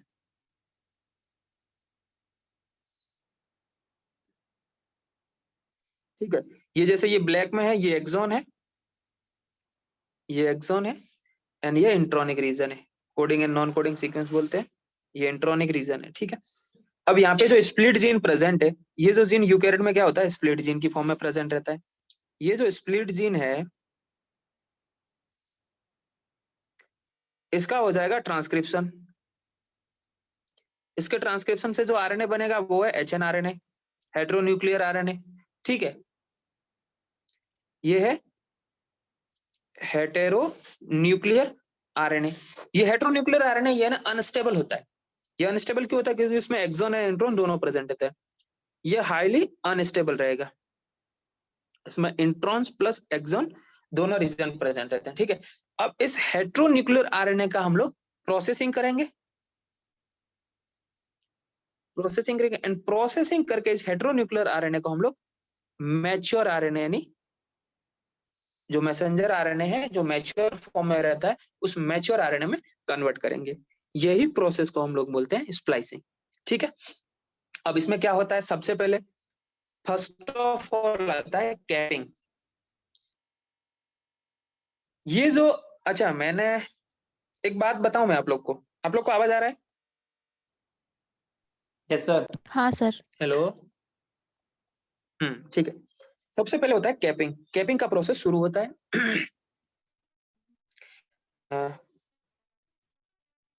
जो होता है इनका, ठीक है। कैपिंग यहाँ पे दिखाता हूँ आपको डायमेंशन क्या। कैपिंग क्या होता है, जो 5 प्राइम एंड है वहां पे कैपिंग कर दी जाती है। यहाँ पे देखिए आप लोग, ये जो 5 प्राइम एंड है ये 5 प्राइम कैपिंग होती है, ठीक है। जिसपे क्या होता है 7 मिथाइल पे 7 मिथाइल ग्वानोसिन की कैप लगा दी जाती है। जो ग्वानिन स्ट्रक्चर है 5 प्राइम पे, सिंपल सी बात है, ये 5 प्राइम ये स्ट्रक्चर ग्वानिन का है। आप लोग ध्यान से देखिए, ये स्ट्रक्चर ग्वानिन का है। ग्वानिन पे जहां से हम लोग नंबरिंग शुरू करते हैं वहां पे ये सेकंड रिंग में ये 7 नंबर है, एंड 9 नंबर से मैंने पहले बोला था कि ये जो प्यूरिन है वो 9 नंबर से ऐड होगा, एंड पाइरिमिडिन कौन सा पोजीशन से ऐड होता है? पाइरिमिडिन जो नाइट्रोजन, हाँ 1 से, पाइरिमिडिन 1 से ऐड होता है, प्यूरिन 9th नंबर पोजीशन से ऐड होता है। अब ये जो एडिशन है यहाँ पे क्या होता है 7 पोजीशन पे मिथाइल ग्रुप का ऐड कर दिया जाता है, एंड इस तरह से ये 7 मिथाइल ग्वानोसिन की एक कैप लगा दी जाती है। यहाँ पे ये जो मैच्योर आरएनए था यहाँ पे ये इस जगह पे ये जो 7 मिथाइल ग्वानिन 7 मिथाइल ग्वानोसिन जो न्यूक्लियोटाइड है उसकी कैप लगा दी जाती है, जिसे हम लोग 7mg कैप भी बोलते हैं। तो ये इस तरह का स्ट्रक्चर फॉर्म होता है जो 5 प्राइम डे से वहां पे 7 मिथाइल ग्वानोसिन की कैप लगा दी जाती है। ठीक है, अब यहाँ पे देखते हैं स्ट्रक्चरली किस तरह से होता है। यहाँ पे होता है कैपिंग। कैपिंग में क्या होता है, by addition of 7 methyl guanosine at the 5 prime end. ठीक है, एडिशन ऑफ 7 मिथाइल ग्वानोसिन, ठीक है, एट द 5 प्राइम। अब सिंपल सी बात है, ये जो आरएनए फॉर्म हुआ ये 5 प्राइम से 3 प्राइम डायरेक्शन में फॉर्म हुआ है। यहाँ पे भी देख लीजिए आप लोग, ये जो आरएनए फॉर्म किया था ये 5 to 3 डायरेक्शन में फॉर्म हुआ है। ठीक है, अब ये क्या होता है उसको देखते हैं हम लोग। हाँ, यहाँ पे क्या होता है, जो 5 प्राइम एंड है 5 प्राइम एंड पे 7 मिथाइल ग्वानोसिन की कैप लगा दी जाती है। ठीक है, ये एंजाइम काम, इसमें जो एंजाइम इन्वॉल्व होता है वो होता है ग्वानाइल ट्रांसफरेज। ये जो काम है 7 मिथाइल ग्वानोसिन की जो कैप करने का काम है वो ग्वानाइल ट्रांसफरेज काम करता है। ठीक है, एंड जो कैपिंग का काम है उसमें जो एंजाइम होगा वो होता है ग्वानाइल ट्रांसफरेज। ठीक है, ये ग्वानाइल ट्रांसफरेज का फर्स्ट स्टेप होता है कैपिंग का। ठीक है, इसमें 3 स्टेप मेनली काम होता है, कैपिंग, टेलिंग एंड स्प्लाइसिंग। अब होता है टेलिंग। ये टेलिंग कैसे रहता है, ये जो टेलिंग मैंने आपको एक स्ट्रक्चर बताया था ना यू यू यू पे, ठीक है, ये जो यू यू यू जिसका टर्मिनेशन एंड रहता है ना, यहाँ पे स्ट्रक्चर आप देखिए एक बार, ये जो मैंने दिखाया था आपको स्ट्रक्चर, हाँ यहाँ पे, हेलो आप लोग को आवाज आ रहा है? Yes sir, yes sir. ये जो ट्रांसक्रिप्शन में क्या होता है, स्प्लाइसिंग में ये जो रीजन है, ये जो ट्रांसक्रिप्शन में क्या होता है, यहाँ पे जो यू यू यू है ना, ये यू यहाँ पे ए आएगा, ये ट्रांसक्रिप्शन का तो इनिशिएशन करेगा, सॉरी टर्मिनेशन करेगा, एंड स्प्लाइसिंग के लिए जो पॉली ए टेल है ना उसको इनिशिएशन करेगा। ये जो रीजन है यू यू यू, ये ट्रांसक्रिप्शन के लिए टर्मिनेटर की तरह वर्क करेगा, एंड स्प्लाइसिंग के लिए ये वर्क करेगा पॉली ए टेल यानी एडिनाइन का ऐड करने की तरह वर्क करेगा, एडिनाइल को ऐड करेगा, ये जो इनिशिएशन की तरह काम करेगा। ठीक है, ये समझ में आया आप लोगों को? यहाँ पे जो ट्रांसक्रिप्शन जिस तरह से ये mRNA खत्म होता है यहाँ पे 3' एंड पे, और जो पॉली ए टेल है वो एडिनाइल जो 3' एंड पे हम लोग ऐड करते हैं। ठीक है, अब यहाँ पे ये जो एडिनाइल वाला ग्रुप है, यहाँ पे जो एडिनाइल ग्रुप ऐड होगा, ये टर्मिनेटर की तरह वर्क करेगा ट्रांसक्रिप्शन में, एंड स्प्लाइसिंग के लिए पॉली ए टेल को ऐड करने का काम करेगा। तो यहाँ पे ये जो 3' एंड पे क्या रहता है, टेलिंग होती है। ठीक है,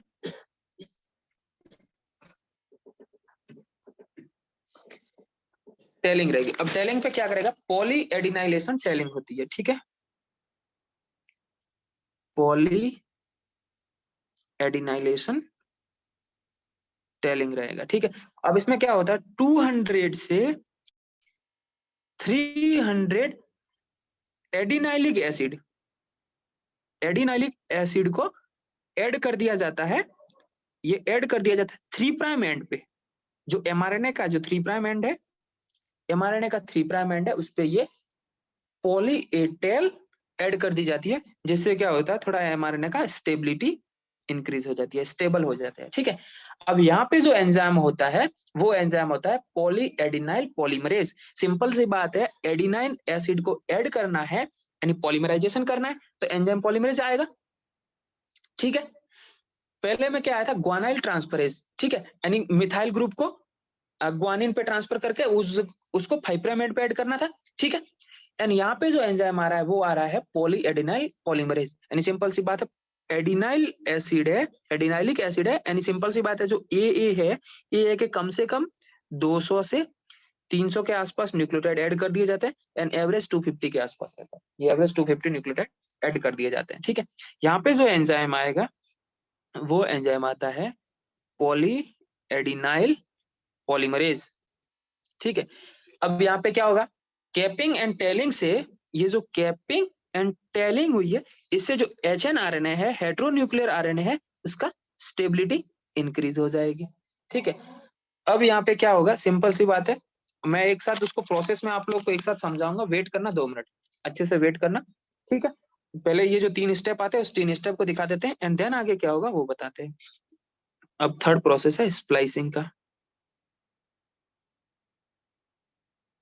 स्प्लाइसिंग में क्या होता है, जो नॉन कोडिंग पार्ट है इंट्रॉन को, उसको रिमूव कर दिया जाता है बाय द हेल्प ऑफ, किसकी हेल्प से, स्मॉल न्यूक्लियर आरएनए आते हैं जो स्प्लाइसियोसोम कॉम्प्लेक्स फॉर्म करेंगे। ठीक है, तो उसकी हेल्प से जो नॉन कोडिंग पार्ट है, जो इंट्रोनिक पार्ट है,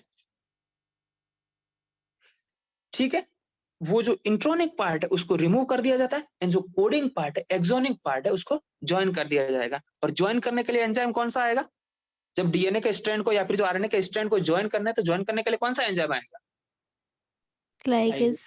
लाइगेज। अब यहाँ पे किसको ज्वाइन करना है, आरएनए को, तो कौन सा एंजाइम आएगा, आरएनए लाइगेज। सिंपल सी बात है। ठीक है, अब इस स्प्लाइसिंग में क्या होता है, जो नॉन कोडिंग पार्ट है, जो नॉन कोडिंग रीजन है, नॉन कोडिंग रीजन कौन सा होता है, इंट्रोनिक रीजन, इस इंट्रोनिक रीजन को रिमूव कर दिया जाएगा, एंड जो कोडिंग पार्ट है, जो एक्सोनिक रीजन है, ठीक है, इस एक्सोनिक रीजन को ज्वाइन कर दिया जाएगा, किसकी हेल्प से, आरएनए लाइगेज की हेल्प से। ठीक है, अब यहाँ पे क्या होता है, ये जो स्मॉल न्यूक्लियर आरएनए है, ये जो स्मॉल न्यूक्लियर आरएनए, जो सिंपल प्रोसेस है वो मैं बता रहा हूँ। अब मैं इसको आगे मॉलिक्यूलर बेसिस पे पढ़ाऊंगा तो बहुत आगे बहुत लेंथी हो जाएगा, कॉम्प्लिकेटेड होगा, मैं वो भी एक बार आपको बता दूंगा। ठीक है, किस तरह से होता है वो भी मैं आपको बता दूंगा।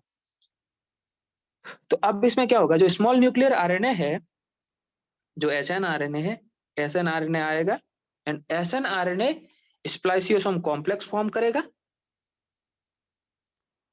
स्प्लाइसियोसोम कॉम्प्लेक्स फॉर्म करेगा। ठीक है, एंड इस कॉम्प्लेक्स फॉर्म करने के बाद क्या होगा, ये जो इंट्रोनिक रीजन को कट कर देगा, एंड जो एक्सोनिक रीजन है उसको ज्वाइन कर देगा, एंड जब ये ज्वाइन हो जाएगा, तो ज्वाइन होने के बाद क्या होगा, इस आरएनए को साइटोप्लाज्म में भेज दिया जाएगा। ठीक है, अब प्रोकैरियोट में ये प्रोसेस नहीं होता है। अब सिंपल सा समझते हैं कि प्रोसेस है क्या, किस तरह से फॉर्म होता है। ठीक है, तो पहले हम लोग डीएनए से समझेंगे, यहाँ पे एक साथ एक स्ट्रक्चर समझ लेते हैं। सिंपल सा बात, पहले डीएनए से समझते हैं। ये जो डीएनए है, 10 मिनट का टॉपिक और है, आप लोग दिल थाम के बैठिएगा। बोर तो नहीं हो रहे आप लोग? नींद आ रहा है? No sir, no sir.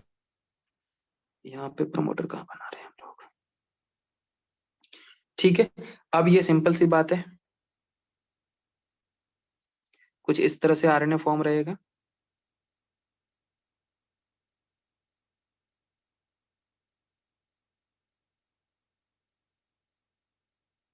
ठीक है, ये सिंपल सा जो ब्लैक वाला है, ये अपना जो नॉन कोडिंग रीजन है, नॉन कोडिंग या फिर जो एक्सोनिक रीजन है वो, ये एक्सोनिक हो गया। एक्सोनिक, एक्सोनिक रीजन इस तरह से स्प्लिट जीन की फॉर्म में प्रेजेंट रहता है, ये इंट्रोनिक रीजन है। ठीक है, अब इससे जो एमआरएनए बनेगा, एमआरएनए सिंपल सी बात है 5 प्राइम टू 3 प्राइम डायरेक्शन में फॉर्म होता है। अब ये जो एमआरएनए बनेगा, ये इस तरह से एमआरएनए बनेगा, ये अपना एक्सॉन, एक्सॉन, एक्सॉन, ये एक्सॉन हो गया। ठीक है, एंड देन ये अपना इंट्रॉन्स है। अब इसमें क्या होगा, सबसे पहले ये अपना एचएनआरएनए, एचएनआरएनए हेटेरोन्यूक्लियर आरएनए, ठीक है, जो अनस्टेबल है, ये जो अनस्टेबल है। अब इसमें क्या होता है, सबसे पहले कैपिंग करेंगे, यहाँ पे क्या होती है, कैपिंग होती है। कैपिंग किसकी लगती है, 7 मिथाइल गुआनोसिन 7 mg कैप लगेगी। ठीक है, अब ये जैसे सिंपल सी बात है, कैपिंग कर दी हम लोगों ने, ये हो गई कैपिंग। ठीक है, अब यहाँ पे ये एक्सॉन, ठीक है, एक्सॉन के बीच में इंट्रॉन्स। अब यहाँ पे कैपिंग के बाद क्या होगा, पॉली ए टेल, यहाँ पे 3 प्राइम है, ये 5 प्राइम पे, ये 7 mg कैप लग गई 5 प्राइम डायरेक्शन पे। ठीक है, अब रहेगा अपना poly A tail, polyadenylation होगा। पॉली एडिनाइलेशन कहाँ पे है, पॉली एडिनिन कहाँ पे ऐड होगा, 3 प्राइम एड पे। तो सिंपल सी बात है, ये जो अपना एक्सोन, एक्सोन, एक्सोन, एक्सोन, थोड़ा छोटा करते हैं। ठीक है, यहाँ पे ए, ये पॉली एडिनाइलेशन हो गया 3 प्राइम एंड पे। ठीक है, जिसे हम लोग पॉली ए टेल भी बोलते हैं। ठीक है, अब ये जो इंट्रोनिक रीजन है, ये हो गया सिंपल सी बात है इंट्रोनिक रीजन। ठीक है, ये अपना 7 mg कैप, ये 5 प्राइम डैश। अब आती है स्प्लाइसिंग की प्रोसेस, अब आएगी स्प्लाइसिंग की प्रोसेस। स्प्लाइसिंग की प्रोसेस में क्या होता है, ये जो इंट्रोंसिक रीजन है, ये इंट्रोन्स, इंट्रोन्स, इसके बीच में ये जो एक्सॉन प्रेजेंट है, ठीक है, यहाँ पे ये एडिनाइलेशन, ठीक है, पॉली एडिनाइलेशन टेल हो गया, ये 7 mg कैप हो गया, ये 5 प्राइम एंड। अब यहाँ पे क्या होता है, जो स्मॉल न्यूक्लियर आरएनए है, स्मॉल न्यूक्लियर आरएनए आके इस इंट्रोनिक रीजन के साइड पे अटैच हो जाते हैं। ठीक है, ये अटैच होने के बाद इसमें स्ट्रेकिंग आती है, ये एक दूसरे की ओर मूव करते हैं। ठीक है, जिस तरह से ये मूव करेंगे, देन फिर क्या होता है, स्प्लाइसियोसोम कॉम्प्लेक्स का फॉर्मेशन करेगा, ये एक दूसरे की तरफ मूव करेंगे। तो यहाँ पे क्या होता है, ये जैसे इंट्रोनिक रीजन, यहाँ पे ये पॉली अटैल हो गया, ये 7 mg वाला कैप हो गया। ठीक है, अब यहाँ पे क्या होगा, जैसे ये सिंपल सी बात है, ये अपने स्मॉल न्यूक्लियर आरएनए है।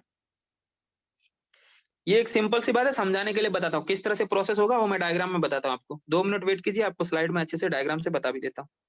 ठीक है, बट आप लोग को समझ में नहीं आएगा, ये कंफर्म है, और समझ में आ भी जाएगा तो आपके काम का नहीं है। ठीक है, अब यहाँ पे क्या होता है, आरएनए पॉलीमरेज आएगा, इस स्प्लाइसोसोम को पूरे को रिमूव करेगा। ठीक है, इसको रिमूव करेगा, एंड आरएनए लाइगेज आएगा, एंड आरएनए लाइगेज आके इसको पूरे को ऐड कर देगा, एक्सॉन को पूरे को ऐड कर देगा। ठीक है, एंड ये जो मैच्योर आरएनए फॉर्म हो जाएगा, ये मैच्योर आरएनए, देन ये जो स्प्लाइसियोसोम कॉम्प्लेक्स है, ये न्यूक्लियस में ही पड़े रहेंगे, रिमेनिंग पार्ट है जो न्यूक्लियस में रह जाएगा, एंड ये एमआरएनए उसको साइटोप्लाज्म में भेज दिया जाएगा। ठीक है, ये स्प्लिट जीन का प्रोसेस है, इस तरह से स्प्लाइसिंग होती है। अब ये स्प्लाइसिंग किस तरह से होती है एग्जैक्टली वो आप लोग यहाँ पे देखिए, एंड एग्जैक्टली प्रोसेस बहुत डिफरेंट तरह की से स्प्लाइसिंग होती है। ठीक है, ये आप लोग को एक बार मैं बता देता हूँ किस तरह से होती है, क्या होता है। यहाँ पे क्या होता है, ये सिंपल सी बात है, 7 मिथाइल गुआनोसिन की कैप लगा दी, 7 मिथाइल गुआनोसिन की कैप लगेगी। ठीक है, ये कैप भी 3 तरह से होती है, कैप 1, कैप 2 एंड कैप 0। ये जो पहली वाली कैप है, ये कैप 0 है, यहाँ पे कहीं रहेगा, हाँ कैप 0 स्ट्रक्चर। यहाँ पे ये जो पहली वाली है, जो कैप 0 स्ट्रक्चर रहता है। ठीक है, यहाँ पे किस जगह पे क्या आके ऐड होना, उस तरह से ये जो कैप 0 ऐड है, यहाँ पे आप लोग देखिए कैप 0 एंड 7 मिथाइल गुआनोसिन पे लगेगा तो कैप 0 होती है। ये जो मिथाइलेशन कैप 0, 1 एंड 2 इस तरह से किस तरह से रहती है, ये जो 7 मिथाइल पे लगा इस गुआनोसिन की 7 मिथाइल पे जो है लगेगा तो इसे हम लोग 7 mg कैप यानी कैप 0 स्ट्रक्चर बोलते हैं।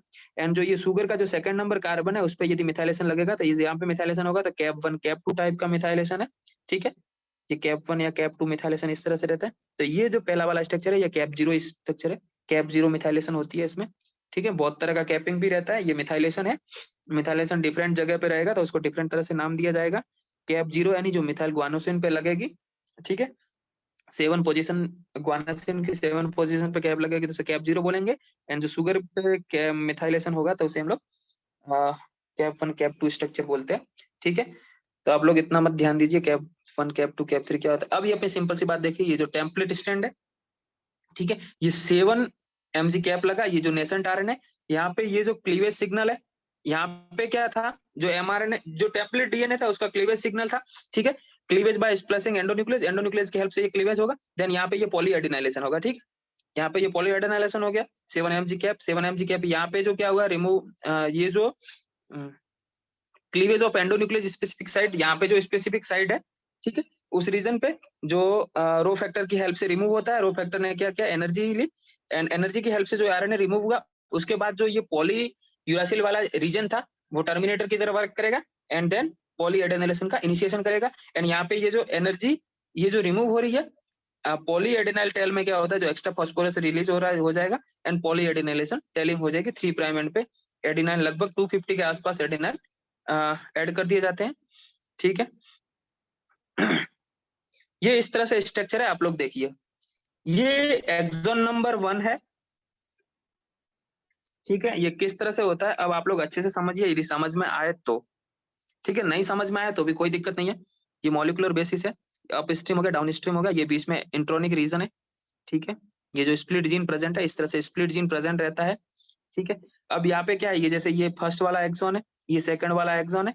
ठीक है, एंड देन इस तरह से ये जितने भी ये जो न्यूक्लियोटाइड है, न्यूक्लियोटाइड को यहाँ से रिमूव कर दिया जाता है इस तरह से, एंड इस तरह के ऐड को ऐड कर दिया जाता है। ये आप लोग के लिए हाई लेवल हो जाएगा, आप लोग इतना मत ध्यान दीजिए किस पोजीशन पे किस तरह से ऐड होता है। ठीक है, कल मैंने ये जो एसएनआरएनए जो स्मॉल न्यूक्लियर एसएनआरएनए बताया था, एसएनआरएनए में इसमें 3 नहीं होता है, 1, 2, 4, 5 एंड 6, ये जो 5 तरह का जो एसएन स्मॉल न्यूक्लियर आरएनए इस तरह से फॉर्म होता है, ये स्मॉल न्यूक्लियर आरएनए का स्ट्रक्चर है। ठीक है, इसमें ये 3 वाला नहीं रहता है, बाकी चारों 5 प्रेजेंट रहती है। ठीक है, ये किस तरह से वर्क करता है, ये इंट्रोनिक रीजन है। ठीक है, ये एक्सोनिक रीजन है, ये इंट्रोनिक रीजन, ये स्प्लाइसिसोम कॉम्प्लेक्स आएगा। ठीक है, एंड देन इन दोनों को ऐड कर देगा, यानी इस वाले रीजन को रिमूव कर देगा। ठीक है, अब ये स्प्लाइसिंग है ना, ये इस तरह से नहीं है कि ये फर्स्ट वाला एक्सॉन सेकंड वाले के साथ ही कंबाइन करेगा। ठीक है, ये स्प्लाइसियोसोम एसिमेट्रिकली होता है। ठीक है, या अल्टरनेटिव स्प्लाइसिंग पैटर्न भी रहती है, बुक में दे रखा है बट आप लोग के लिए इतना नहीं है। जैसे सिंपल सी बात है, कभी क्या होता है एक्सॉन नंबर फर्स्ट से एक्सॉन नंबर सेकंड ऐड हो जाएगा, कभी क्या होता है सेकंड के साथ थर्ड ऐड हो गया, कभी क्या होता है एक्सॉन नंबर फर्स्ट के साथ एक्सॉन नंबर थर्ड ऐड हो जाएगा। तो इस तरह से अल्टरनेटिव स्प्लाइसिंग भी प्रेजेंट रहती है। ठीक है, ये आप लोग के लिए इंपॉर्टेंट नहीं है। एक 414 न्यूक्लियोटाइड रहता है, फिर 399 एंड 395 रहता है, -19 रिमूव हो जाता है, वो आप लोग इतना मत ध्यान दीजिए। ठीक है, जिसे L19 आरएनए कैटालिटिक एक्टिविटी बोलते हैं, जिसमें क्या होता है बहुत सारा रिमूव हो जाता है, वो आप लोग के लिए नहीं है इतना इम्पोर्टेंट।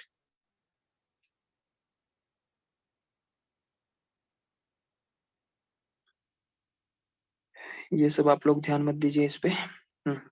तो यहाँ पे अपना ट्रांसक्रिप्शन खत्म होता है, स्प्लाइसिंग खत्म होता है। अब ट्रांसक्रिप्शन में कुछ यूकैरियोटिक फैक्टर है, उस यूकैरियोटिक फैक्टर को डिस्कस करना बाकी रहा है। ठीक है, हेलो, यस सर। समझ में आया आप लोगों को कुछ? Yes sir sir. Split gene first कब डिस्कवर हुआ था, किस पे डिस्कवर हुआ था, वो जरा बता दीजिए। ओवा एल्बुमिन जीन था, चिकन का जो ओवा एल्बुमिन जीन था उस पर डिस्कवर हुआ था, और शार्प एंड रॉबर्ट साइंटिस्ट थे, उन्होंने डिस्कवर किया था, और उसको 1993 में नोबेल मिला था, और डिस्कवरी उससे पहले हुई थी, एग्जैक्ट मुझे 8-10 साल पहले हुई थी शायद। डिस्कवरी की थी शार्प एंड रॉबर्ट जो साइंटिस्ट थे, उन्होंने डिस्कवरी की थी ओवा एल्बुमिन जीन ऑफ चिकन में, और 93 में उनको नोबेल मिला था। नोबेल मुझे एग्जैक्टली याद है, जो स्प्लिट जीन है उसका 1993 में नोबेल प्राइज मिला था उन दोनों को, साइंटिस्ट को। ठीक है, हेलो। हाँ sir. Hmm Sir, in case of mitochondria and chloroplast, there is no 5 prime gap.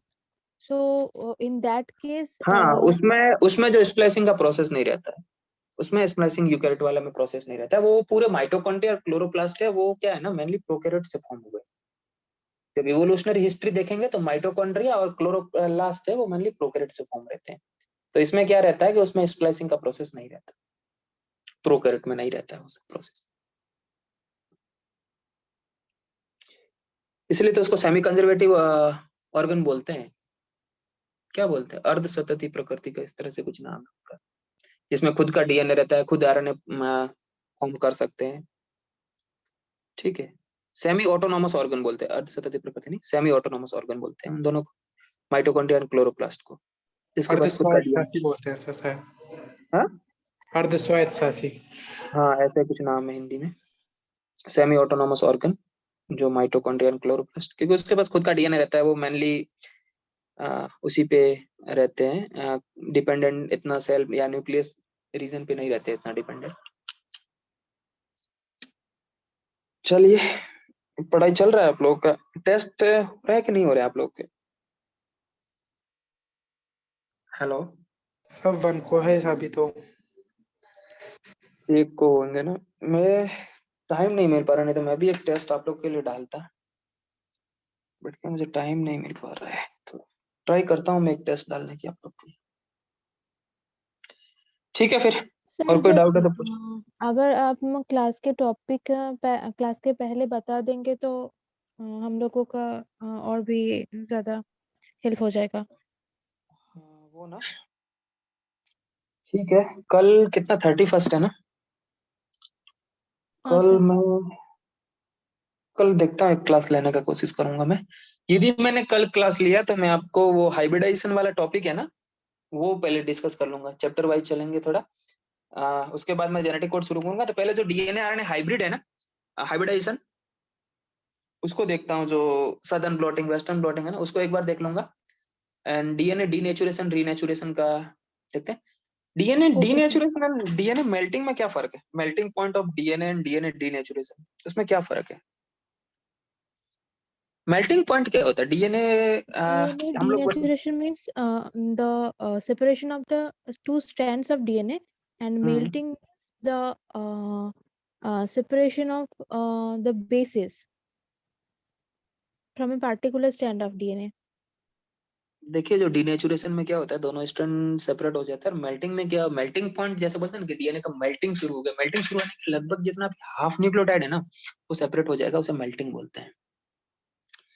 जितना भी जो डीएनए का न्यूक्लियोटाइड है उसका जो हाफ पोर्शन है, हाफ न्यूक्लियोटाइड है, वो क्या नाम रे, सेपरेट हो जाएगा हाफ न्यूक्लियोटाइड, तो उसे हम लोग मेल्टिंग। आप लोग को मेल्टिंग टेम्परेचर कैसे निकालते हैं डीएनए का, पता है कुछ?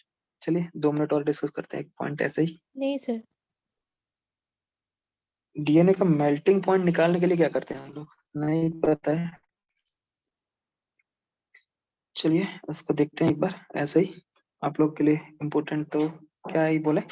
चलिए डिस्कस कर लेते हैं क्या होता है। जैसे सिंपल सी बात है, ये जो डीएनए ना, किसी भी डीएनए का मेल्टिंग पॉइंट निकालने के लिए क्या करते हैं, जो ये डीएनए स्ट्रैंड लेते हैं उसके आसपास जो 30 न्यूक्लियोटाइड है ना, 30 न्यूक्लियोटाइड, उस 30 न्यूक्लियोटाइड को हम लोग काउंट करते हैं। जो डीएनए का स्टार्टिंग पॉइंट रहता है उस पे 30 न्यूक्लियोटाइड रहता है ना, उस 30 न्यूक्लियोटाइड को, जो 30 बेस पेयर है, उस 30 बेस पेयर को यूज करते हैं।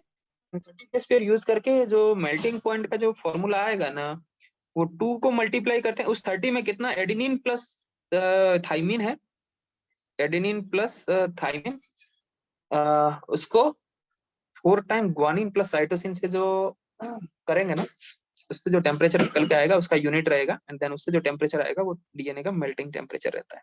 30 बेस पेयर यूज करते हैं डीएनए के स्ट्रैंड का, 30 बेस पेयर यूज करके टेम्परेचर को 2 time of adenine plus guanine and 4 multiply करेंगे, सॉरी 2 को मल्टीप्लाई करेंगे एडेनिन एंड थाइमिन से, एंड 4 को मल्टीप्लाई करेंगे ग्वानिन एंड साइटोसिन से। तो इससे डीएनए का मेल्टिंग टेम्परेचर निकल के आता है।